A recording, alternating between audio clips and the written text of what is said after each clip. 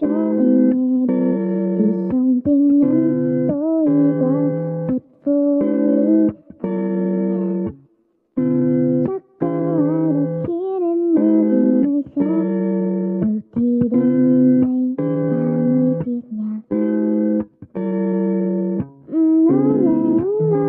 Theo em thì ta vẫn không hợp nhau, người nào biết hết những giấc mơ dập chôn giấu.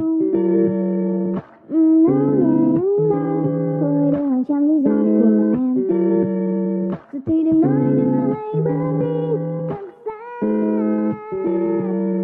Mọi thứ cứ thế lướt theo một cơn gió, một khi mới có lẽ đã em làm mê mệt, bỏ hết quá khứ có nhau thật lâu thật lâu, thì mình không quen nhau giữ lấy.